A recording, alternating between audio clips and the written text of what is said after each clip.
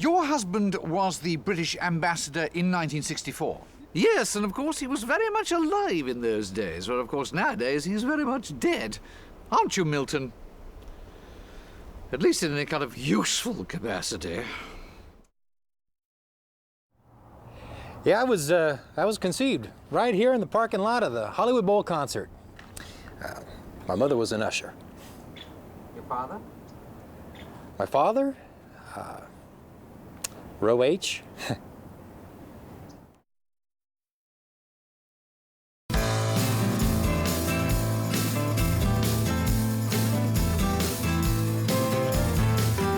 Yes, Ruttle merchandising. At last it can be yours.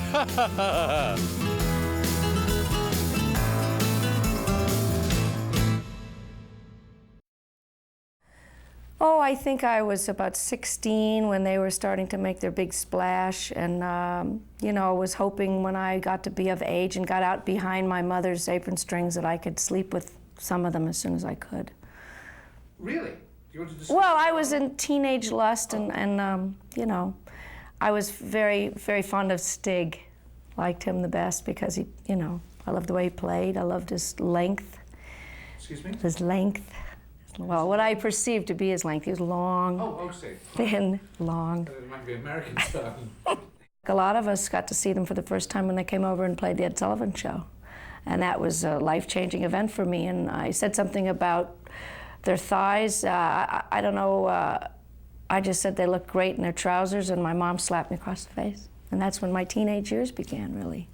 Oh, I think the Rutles will be as significant as Louis Armstrong. I think Ken Burns will do a series on them. Well, Nasty was very sexy. I mean, they all have their qualities, and especially in those teenage years when you don't want to see the actual massive, you know it's there, but you want to kind of just be gently, you know, led into the sweetness when you actually, eventually by the time you're 20, you actually just want to shag them. I don't know, this was in the 70s, and right. Stig and I had a little late night talk one night after a gig. He came to see me play, and I told him, you know, that basically Nasty was my favorite, but that I would make an exception since he was the only one there. I think it was the trousers. You like them? Yeah, I like the way they fit, like the way the positive and negative space continuum. So, David, thank you. Get out. Really the crowning glory, I guess, to their career, which you have to call it that, a career, don't you?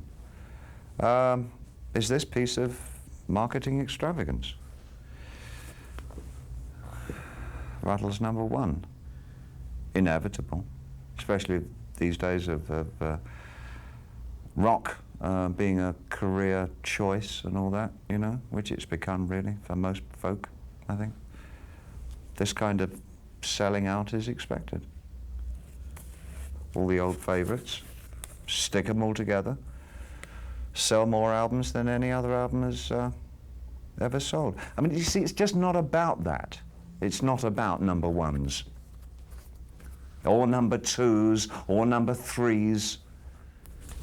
#4. It's about #4s, which of course is my next album. #4? Yeah, #4. Very nice. Because they had #9, didn't they, for a little while? That was their number. They slipped out #9 in between #16 and #32, I think, if I'm not wrong. But I mean, they were just trial runs, weren't they? It took them a long time to get this right, #1. Which I think is, I mean, they were heading for that. They were heading, from the moment they conceived of #37 and started working backwards, I think they were heading for #1. But I got #4 before they had a chance, you see. I think #37 was an address. I think it was #37 Edith Grove, but that's what I was going to say 14 times. I wish I hadn't. I wish I hadn't.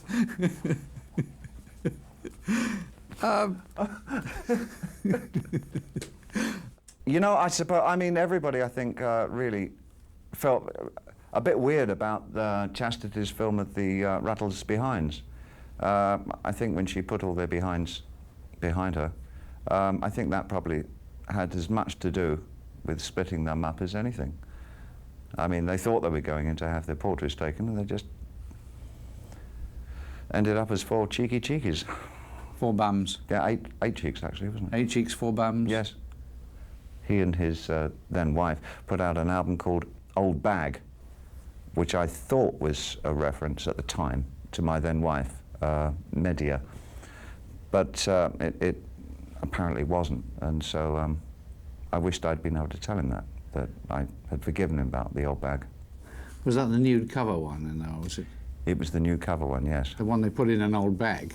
Exactly. We were going to, that one time, I mean, after we'd sort of got real pally, you know, we were going to do some work together, and we very nearly did, do some stage, because we wanted to do something in the avant-garde, or without any clothes on.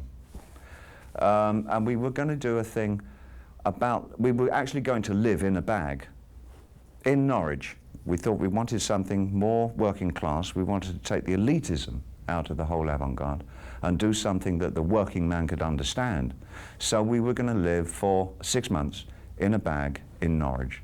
But we couldn't ever come up with, it was a real dilemma. I wanted to have, maintain some tune to the whole thing, and I thought we should have a Harrods bag. But Nasty, being more of a, he had this socialist problem, bit of a closet Marxist or Trotskyite, or a little bit. I don't think he knew if he was actually a Marxist or a Trotskyite. This is Marx and Spencer? Yes. And then he wanted that bag? Marx, Spencer and Engels bag, yes. So? It didn't pan out. We were going to have half a bag each at one time, stitch them up the middle, but that didn't pan out. Were you going to have Chastity in the bag, or was she was bagless? I think we were going to know. Sex was up for grabs, I think. Right. Oh, his wife. His wife, yes. Well, the most extraordinary thing about Barry that I'll never forget is that he would talk with me. Rather, Barry would talk at me for hours.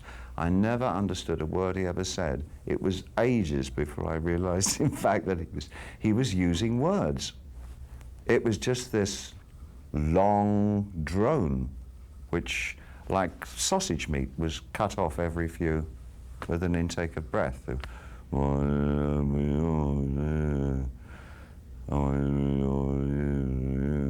I thought he was still on the curry.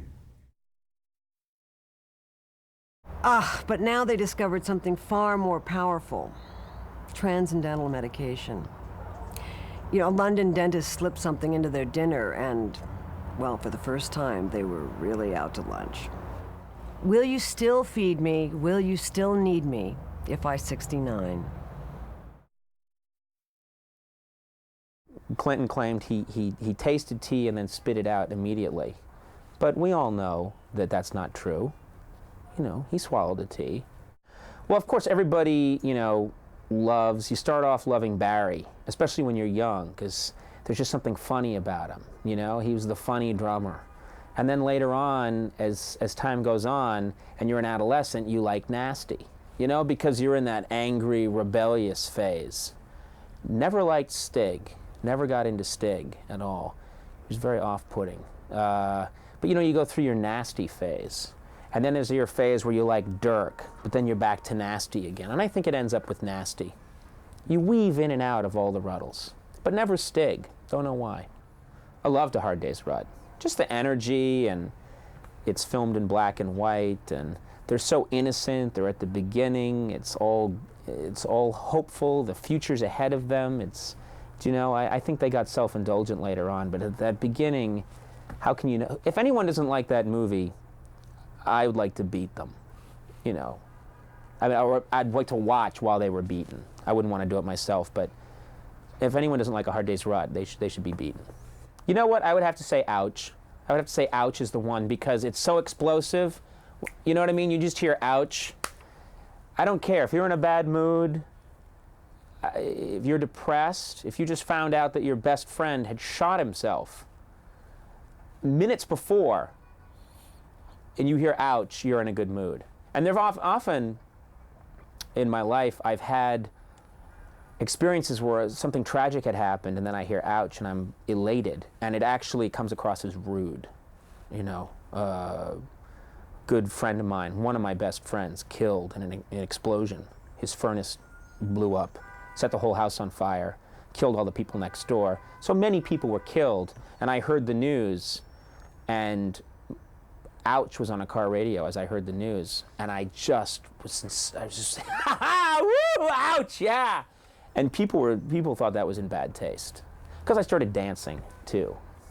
That's embarrassing, you know, the first time that I actually went all the way with a girl, a Rutles song was playing on the radio in the background. I think it was Sergeant Rudder, which, you know, ironic, and it was my first time that had ever had sex. And I remember it was my 34th birthday, and I was just about to, and this song came on, and I so loved the song that it broke my concentration, and wasn't really a successful evening, if you know what I mean. So it was a little scarring that way, because since then, if the Rutles song is playing, I don't want to be crass, but, you know, Please be crass. well, you know, it doesn't work. If a Rutles song is on, Yeah. there's no starch in the old salami. You know what I'm saying? And nothing happens. What particular So- music puts starch in the salami? It's so weird, but Air Supply, the group Air Supply, that, when I hear an Air Supply song, I have to be sitting down or it's embarrassing. No matter what bands come afterwards, everyone says Oasis is ripping off the Rutles. It doesn't, or they're better than the Rutles, or this band is finally better than the Rutles. You know, no, it always goes back to the Rutles, no matter what. So they're just the soundtrack, I think, for our lives. I mean, not just for me, but for every other kid in America. I mean, we saw the Rutles in those tight trousers, and we thought, that is the look. I have to, you know. It was overnight. One day we're all wearing loose, floppy, ill-fitting baggy pants, and the night after that appearance on TV, every kid in America wearing tight trousers. I like the fact, you know, that, you know, they expanded from A Hard Day's Rut and became more interested in curry and stuff like that. And when they got more interested in transcendental medication, that's when it really sort of hit me. You know, when I said, when Stig walked in, you know, mumbling Right. mango chutney, it was a peak experience. It's a very, I don't know if I can talk about it actually, Leggy Man Batten, but, you know, often when you're young and impressionable, people try to sort of take you aside and say, you know, oh, I can get you a better deal or this or that, and I had a strange experience, actually, but I don't think we can... Well, I mean, let's talk about it. We could always cut it.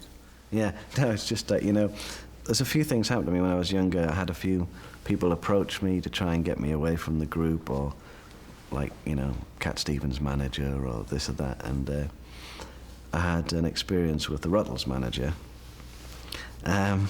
who, what's his name again? Sorry. Leggy Mountbatten. Yeah, Leggy Mountbatten.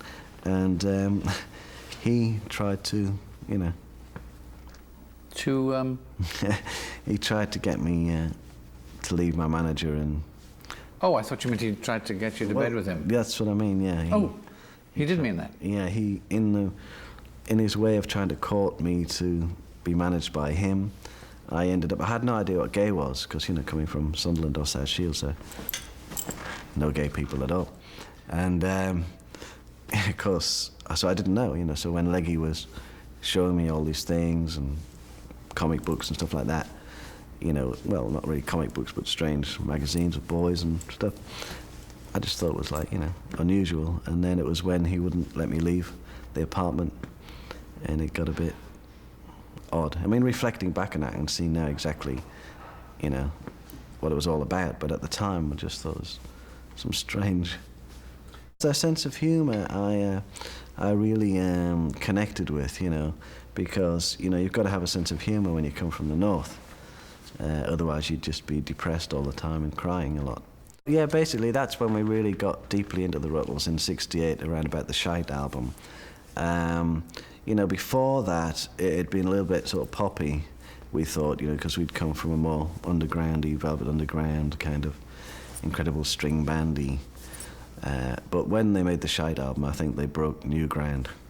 I think, you know, when Dylan turned the Rutles on to T, well, he told me about the actual incident in the hotel room, actually, when, you know, they were all checking each other out, and to break the ice, Dylan ordered tea. And the mind-boggling effect it had on Dirk and Nasty. And I think Stig was, like, not sure about it. But you can tell in the music straight after that day, really. Oh, I think the best thing was their asses. I think the Rutles all had... Isn't ruttle an English phrase for ass?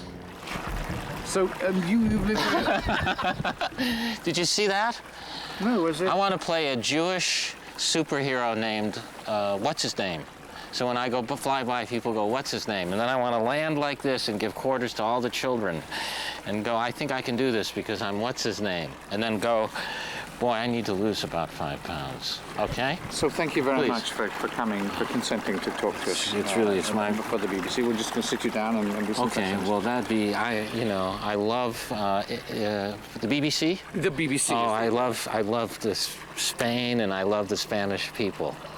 No, it's the British Broadcasting Corporation. It's not from Spain. Still okay, I guess.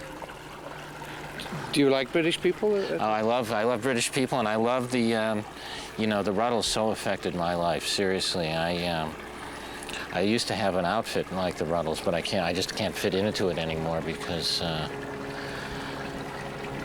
my breasts are too big. Look, so could we just ask you like a couple more questions? Go. Please. Go. One Go. One Go. more. Oh my God, it's a living hell. You know, when you start talking about, music and women in the same sentence, your mouth sometimes doesn't work. And what happens is that, you get into rock and roll in the first place to try and pull the birds, and and that goes right for a few years, and then all of a sudden, when you can afford anything you want, all of a sudden you don't want it anymore. And it would seem to me that the women of the Rutles, the Ruttle women, probably, yeah, I can almost say probably honestly, did a lot to pull Dirk and Nasty apart. The world owes him a big debt. Oh yeah, Ruttle music, wow. Speechless, really. I think that Ruttle's music will live forever, yes. So you were present at an orgy with the Rutles. Oh, you heard about that, yeah. Yes, I was. I was very naive at the time, and I actually walked into it, and they were all naked. And there must have been about 12 or 13 women in the room with them. Just the Rutles, me and the 13 women. And you saw everything? Yeah. I got to tell you, very surprised at the shapes of their bodies, because when they're in the clothes, you really can't tell what's under there. But their bums, as you call them in England, very different. Each one unique. Would you like to tell us what they're like? I mean, Dirk, for example. Well, Dirk, probably the smoothest out of all the bums. Very white and pasty bum. And Nasty? Nasty, I think I know where he got his name from. Nasty is a larger bum. He's more of a pear shape, as you know. But his bum was hairy, very hairy, with cellulite. And I was very surprised that would be what his would look like. You'd think maybe Barry would have the hairy ass. But Barry's was not much better. I say Dirk was number one. Stig had a very bony ass, almost like a mule. As you see the bones sticking out. And when he walked, I remember he walked to the bathroom, and you could see the bones actually sticking. It was like sticking out when he walked. You'd think that he should somehow get some fat into that area. But they sit down and they're playing all the time. These guys are musicians. So, you know, each bum has its own personality. When they took that road, I call it the Curry Road, I was fascinated, totally fascinated. Mango Chang. There was another chant I used to do. I didn't do that one too much, but I did the, it was basically samosa, samosa, samosa, chutney, and with that. And on Friday nights, before I went out, I would do that. Chant just cleared you out, cleared out your nasal passages and in your inner being. The Shite album, of course. I mean, I remember being in a record store on the King's Road on the day that that album, and remember that we didn't call it the Shite album at the time. It was just their new album, which had no title. We only called it the Shite album after we listened to it. But I remember going to the record store and buying this thing. It was selling so fast that they were selling it from the cardboard boxes. They weren't even unpacking it. It was an amazing phenomenon. And I went back thinking, you know, after having been such a great admirer of Sergeant Grotter, you know, but can this possibly be any good, and will it be a true successor? And of course, it was shite. An appeal. I believe that music should have a genuine appeal. And this you find in the Rutles.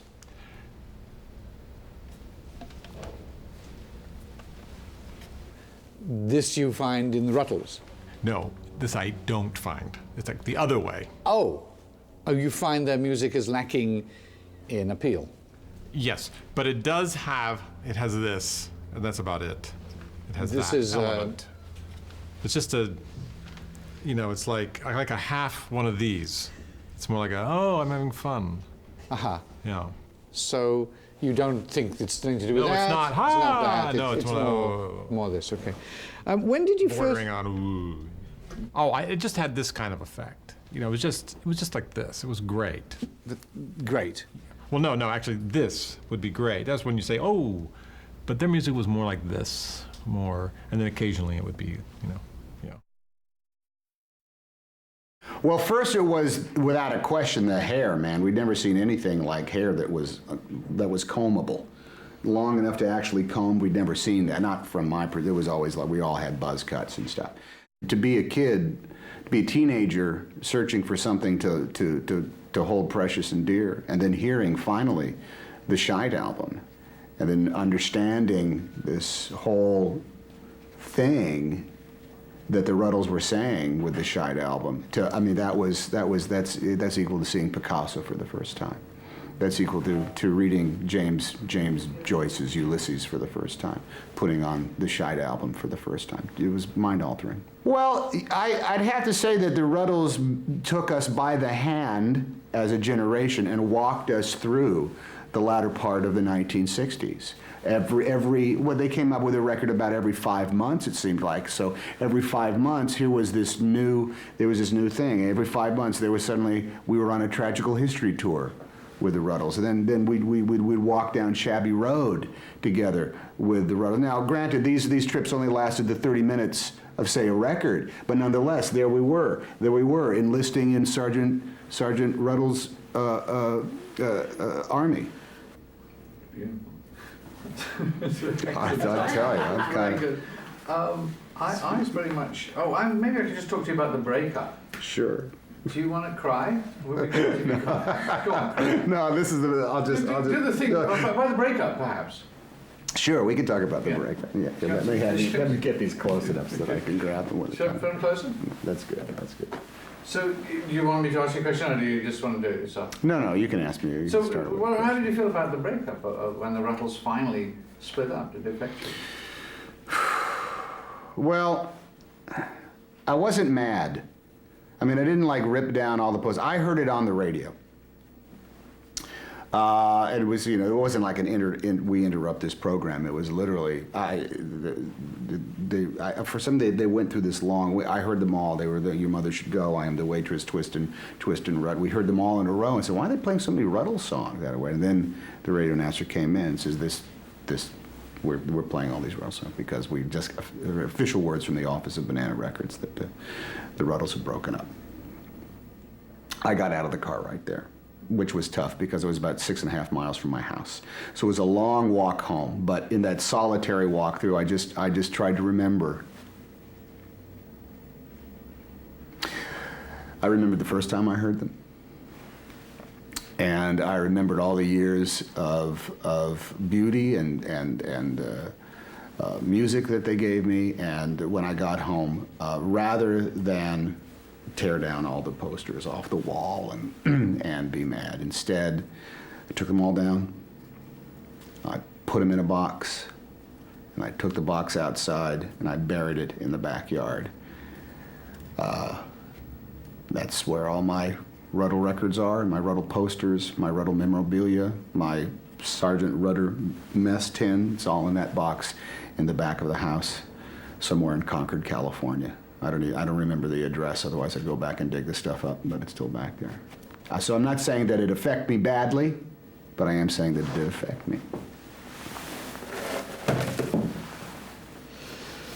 Yeah.